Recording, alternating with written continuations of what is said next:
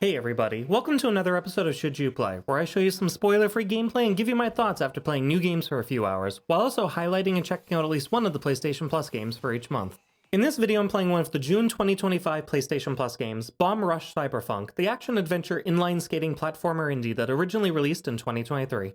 Even as someone who never actually played Jet Set Radio, I could automatically tell that Rush Cyberfunk was heavily inspired by it, from the cel-shaded art style to the way that the game actually plays. Thankfully though, Cyberfunk is more than just a tribute. It has some flaws for sure, but the good definitely outweighs the bad here, so let's talk about it.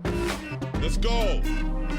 Rush Cyberfunk starts off with you playing as a character named Foe who's been put in jail, and shortly after, you're broken up by Trice, the founder of the Bomb Rush crew. During the escape, Foe's head gets cut off, and later on, he wakes up at the Bomb Rush hideout with a cyber head replacing his original one. From there, Foe, now going by the name Red, agrees to work with Trice and Bell to help them become the best crew in New Amsterdam, all while chasing down the man who stole his head. It's a fairly interesting setup for the story, and there are some cool moments here and there, but really, the writing takes a backseat to the gameplay, as there isn't a whole lot of character development for anyone except for Red, and the rest of the writing is just there to keep things moving. As an action-adventure inline skating platformer, Rush Cyberfunk is all about flow. You're constantly on the move, whether it's skating, flipping, grinding, wall running, pulling off combos, or tagging graffiti, you'll be at it non-stop.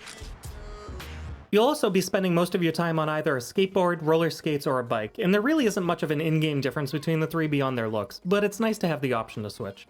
The first chunk of the game is pretty stop and go, as the tutorial is filled with constant cutscenes and pop-ups explaining how to use all of the game's mechanics, and it really kills the pacing early on, even if it is helpful. What's up, dog?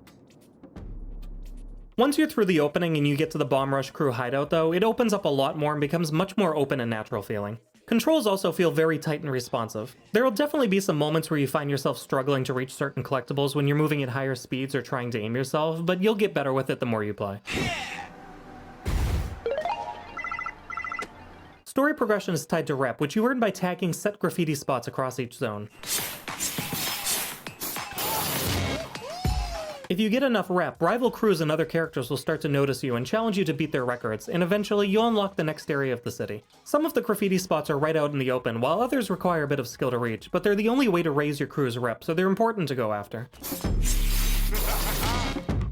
The downside is that, without finding a certain collectible beforehand, the graffiti spots don't show up on your map, so if you're a few reps shy of being able to unlock the next area, you'll likely have to take a few laps around the zone to see if there's anything that you might have missed.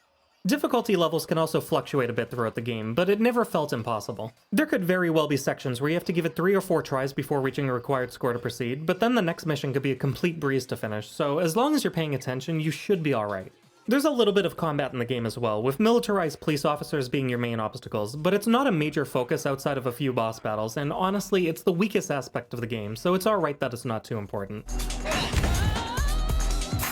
There's some light customization here too, with new outfits, boards, and graffiti designs to find, but they don't impact the game aside from giving you more visual variety. After putting an hour or two into the game, you'll also be able to swap out different crew members, and even recruit others to the Bomb Rush crew through optional side missions, but once again, it's just for show and won't affect the gameplay. Bomb Rush Cyberfunk has a ton of style, and it's definitely the game's most appealing aspect. The cel-shaded art is sharp and colorful, each area has its own distinct look, and the whole city feels like one big playground for tricks and exploration, while still feeling alive with pedestrians, vehicles, and other crews going about their business. As good as the art direction is though, it has some pretty rough edges, with some really pixelated faces and assets, and clipping objects in both the cutscenes and in gameplay. It's not that big of a deal, as they're definitely trying to emulate the early 2000s look, but it stood out to me, so I wanted to mention it. The music is another standout feature, and has a great mix of funky and energetic tracks that fit the cyberpunk tone perfectly. As for voice acting, there really isn't any in the game aside from a few words and grunts here and there, sort of like what you'd expect to hear in a modern Zelda game, but like I said earlier, the dialogue and writing are both really just there to keep things moving, so it's not a big deal either.